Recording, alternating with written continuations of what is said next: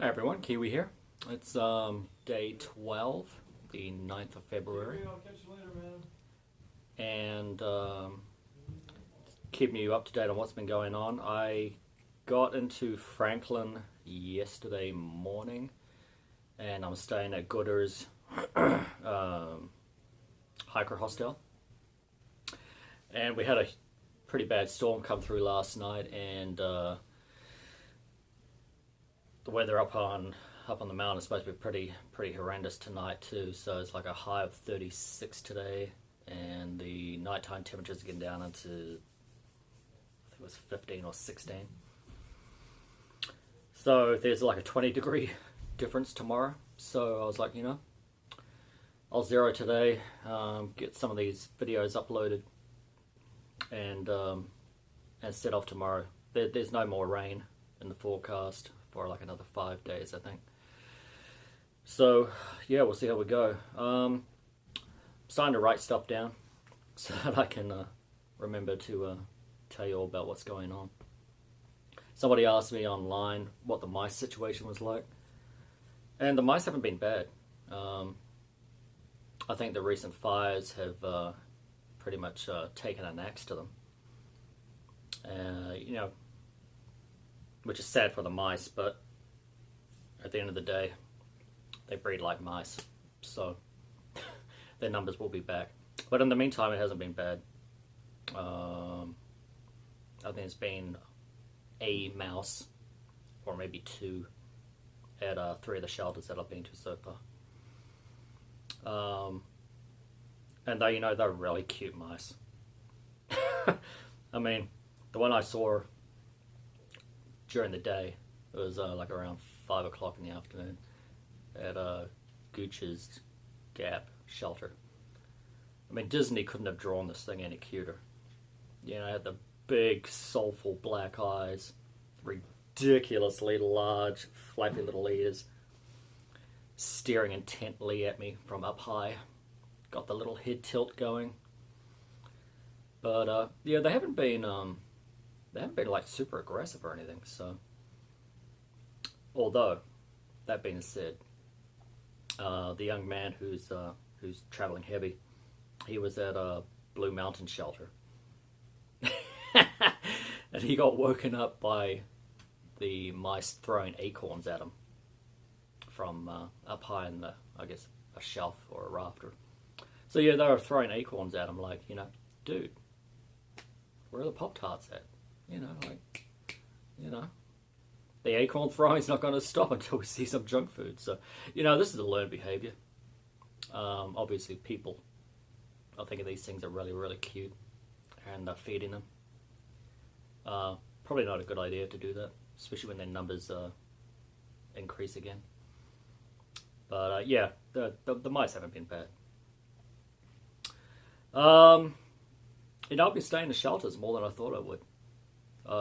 The areas around the shelters, we have had some rain and we've had some ice, and so the ground could be pretty soupy around the shelters, and a lot of the sites, the tent sites around the shelters are not even, and if they are even, that means that the water's pooling in them. So yeah, it's not a hard decision to just set up your bag in a dry shelter rather than encasing your ground sheet, or if you don't have one, then your tent in chocolate mousse. So yeah, it's been a little messy around the shelters.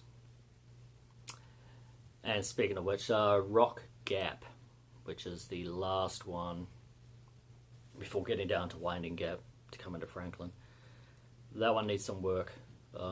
It's the smallest shelter I've been in on the trail so far, and there's not a lot of overhangs. The one going out the front is, God, I don't know, like 2 feet, and there's no side overhangs. So if there's rain, which there was when I was there, the rain's coming in. So it's just something to be aware of. When you get to these shelters, have a look at them, see what the overhang situation's like, see just how protected you are. because I had rain coming in, I don't know, probably about 2 feet onto the platform at the front. And also at that rock gap, there's a leak in the roof, just for those of you coming through. And basically created a, like a 6 foot by 5 foot wet oval on the left hand side of the shelter, the left third of the shelter as you're looking into it. Now, fortunately, I had just instinctively set up my gear on the right hand side, but yeah, it was a pretty decent leak. So I was actually I had to sleep with my bag angled, so keeping my head away from the ever increasing wet spot from the leak, and then keeping my feet away from the rain and the spray just from hitting the roof coming in at the front. So, you know, in fine weather, you know, it's fine. But yeah, rock gap is one to probably stay away from if it's wet and if there's more than one person. I mean, unless you want to put your tent up inside it, because it was pretty muddy around there. It does have a nice fire pit. It's got a picnic table, you know, but it's a small shelter, and there's really not a lot of protection from the elements in it. Yeah, Unicoi to Dick's Gap. That, you know, I was told that was the hardest track in the Georgia section, and it's not. It's absolutely not. The approach trail is more demanding than that. Coming up to Blue Mountain and descending from Blue Mountain is harder than that. I don't know why people are slack packing from Unicoi Gap to Dick's Creek just so they can make it in a day. I mean, I'm 47, 36 pounds, and I made it in a day. I mean, it was like 8 hours almost to the minute. I think it was like 8 hours and 1 minute. And it was actually, for the most part, a really enjoyable trail. Now, part of it was in preparing for this toughest part of Georgia, I had a bit of a food strategy ahead of time. And so the day prior, I took the free shuttle with Carrie from Top of Georgia Hostel, and went into Hiawassee, went to the Ingalls, walked boldly up to the delicatessen counter, ordered 8-piece fried chicken dinner. Yeah, 8-piece.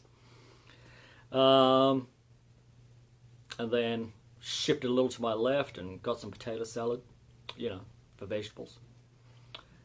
And, you know, not an illegal amount of potato salad, but just enough to get you by, you know. So that was going to be my dinner. And then further down the left of the counter, you come across these pre-made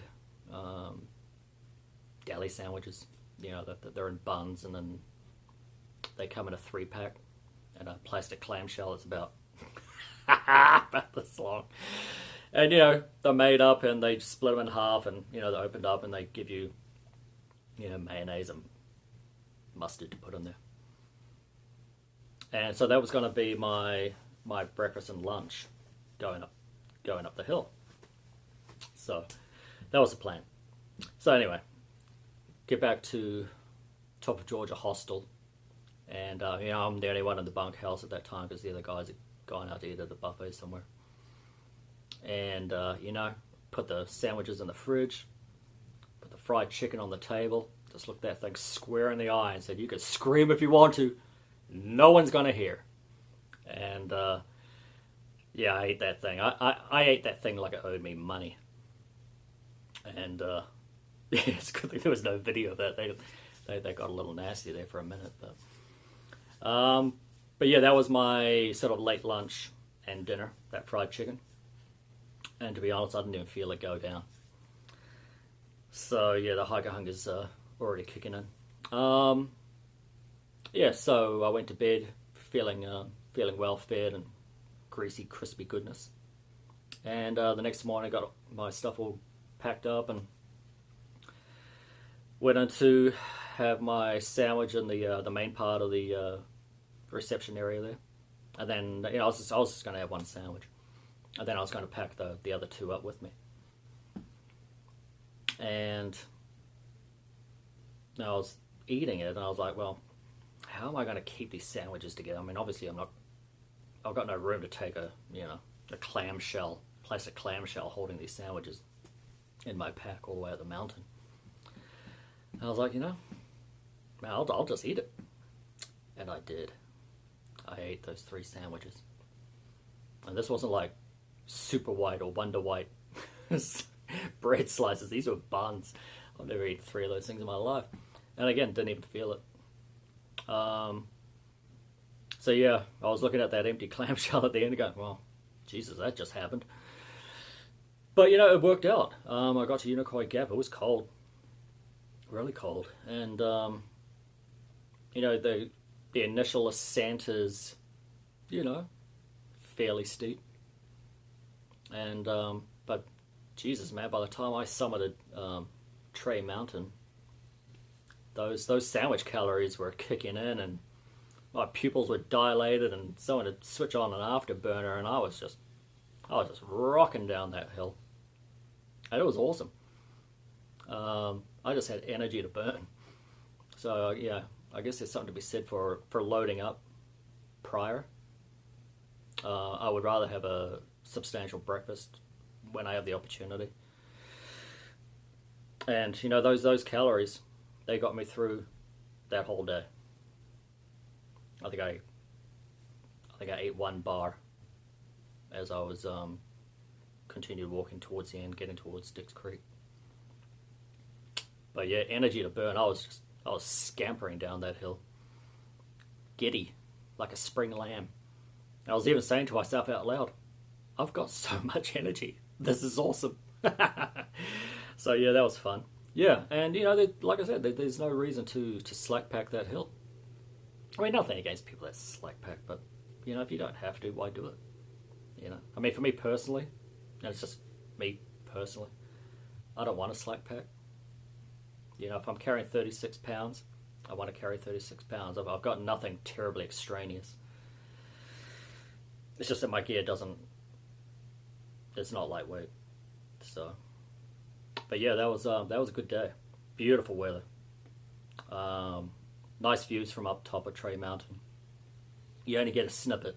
I mean, you're standing on a rock and you're surrounded by bushes, and then there's a view out to the front and a gap in the bushes, and there's a view to the rear and a gap in the bushes. So, but yeah, that was a good day. Yeah, the mud. As you saw in the videos, I included that I slipped. As I'm trying to give a little safety message about not slipping. But yeah, the mud is really soupy. I don't know whether it's because it's combined with all the ash from the fires. It could be. I think it has a very fine texture to it. And when I slipped, that path I was on was about 18 inches, give or take. And where I slipped, my foot was still, almost almost 3 foot widths in from the edge. And so it wasn't like I just traipsed over the edge. I was walking on the path, and the path just gave way. So, something to be aware of. Some of these, especially when you're walking on the sides of these hills. I mean, the hill is like that. You got an 18 inch path that you're on. But then the hill's going down like this. So, I mean, if you slip, I mean, you're going. I mean, there's no getting around it. So, yeah, just be careful where you walk. And, a lot of the trails themselves are at an angle. So it's not like you have a dead flat path to be walking on a lot of the times, on the side of these hills. And so, yeah, got out of Rock Gap, came down to Winding Gap, and of course, no signal. There's no signal there. I mean, maybe if you got Verizon, I don't know, but. And I knew I was going to Gooder's hiker hostel. Now he will come and pick you up. He'll come pick you up. He's got a vehicle. And, you just give him a donation. There's no, set price or anything like that. And it is 10 miles, so, you give him some bucks for fuel. But he'll pick you up and he'll take you back. He's a really nice guy, extremely laid back. Extremely laid back. The hostel here is a private residence that he's turning into a hostel, or has turned into a hostel. It's not as established a business as Top of Georgia. It's a work in progress. And he's in the process right now of renovating and getting ready for the March rush. But no, it's a perfectly nice place. You've got real mattresses on the bunks, which was my only slight bone of contention with Top of George, is their mattresses were shot. You got no support in them at all. But apart from that, that place is awesome. Highly recommend it. But yeah, here, it's the same money. It's like $25. And real mattresses. He provides sheets, a pillowcase. The shower is great. It's hot, good pressure. And, he even gave me a cube of, I don't know what you call it, artisanal coconut soap. So, yeah, had a lovely shower. It came out smelling like freshly grated coconut, which is awesome when you've been on the trail and you smell like crap. So he's got room up top for 10 people. There's 3 rooms. One with like a queen bed in it. Another one with a queen bed and a bunk. Which would be perfect for, like a tight-knit group of 3 or 4. When you just want to have the room to yourselves. And then there's another room with 2 bunks. And then in the walkout basement, he's putting in 4 or 5 bunks down there. So yeah, he's going to have accommodations for about 20. And like I said, it's a work in progress. If you get here in the next few weeks, it's not going to be tip top. But I think it's going to turn out to be a nice place. And he's a genuinely nice guy. And he's got a couple of guys doing work for stay here who are really nice as well. So yeah, it's got a good vibe. It's just not as up and running as Top of Georgia. It's funny when I got out of Winding Gap, because I had no reception, so I just started walking, and I could see there was a large pull-out area further down the hill, and it looked like there was a great view, and there was a great view out of it. I got some nice photos of it, and from there I started hitchhiking. But there's hardly any traffic. I mean, I got out, I think it was around 9:30.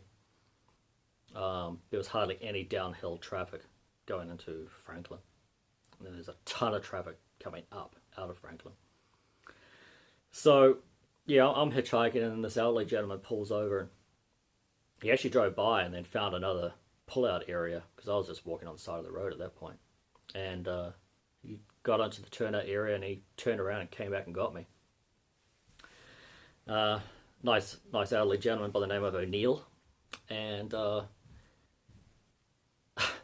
this guy has been to New Zealand, I think, 3 times. And he's been to my hometown and to my local beach. And it was just blowing my mind. This is the first time I've hitchhiked in America, and I've lived here since '98.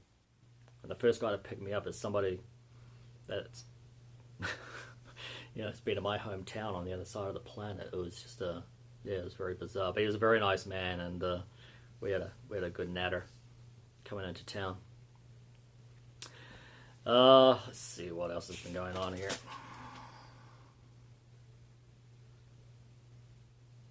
Yeah, I sent my stool home today. I don't really care about the weight, but I'm just not using it. I've got the shelters to myself, so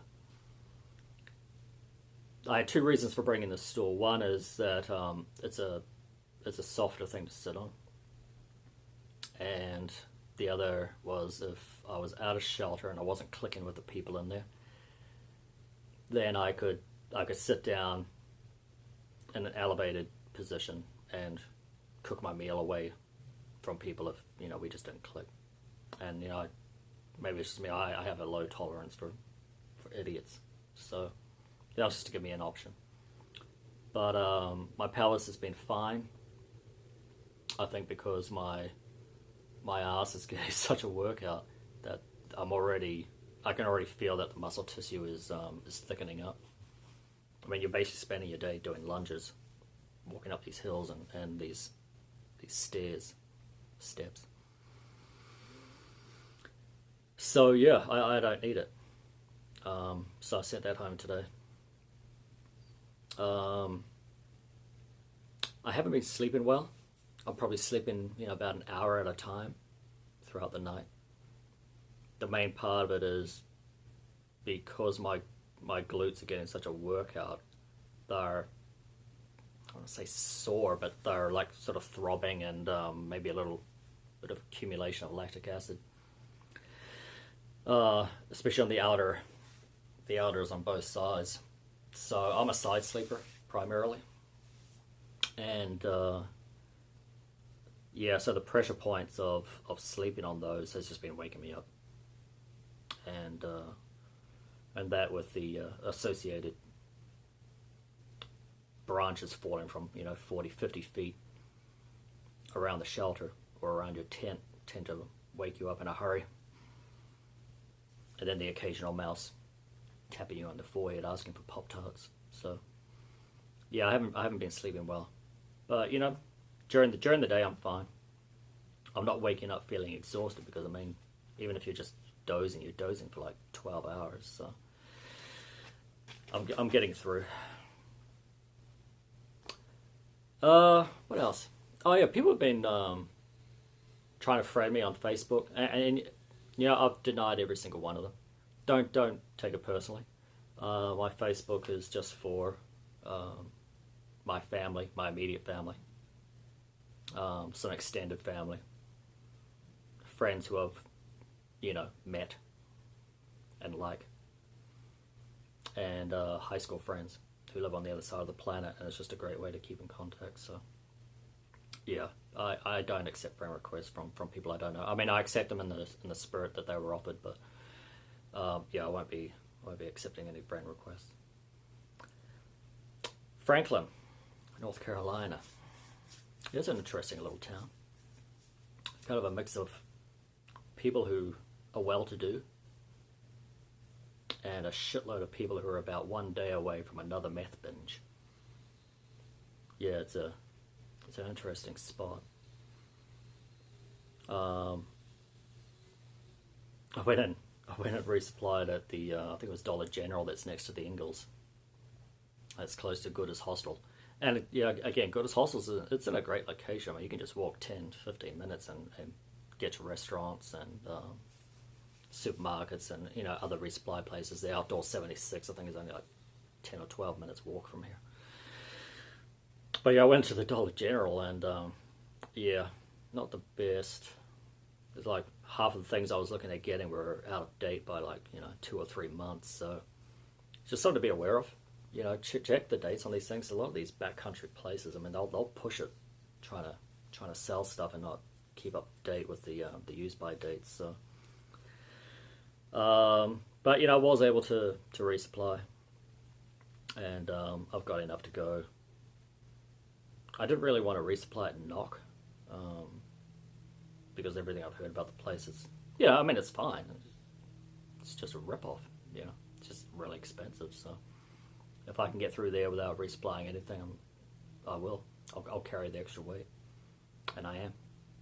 So, but yeah, that's what's happening. I'm taking a 0 today, and they were nice enough to upgrade me to one of the private rooms. Just because I mentioned that I didn't sleep particularly well last night. So yeah, they're very amenable, and looking forward to being out on the trail tomorrow. It's going to be, like I said, about 20 degrees warmer, and it will give the trail time to dry out. It was a pretty bad storm that came through here last night, so yeah, looking forward to that.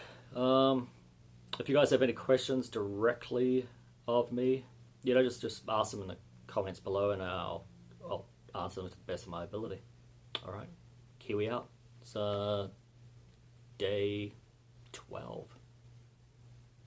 Yeah, day 12. Wow, time's flying. All right, bye now.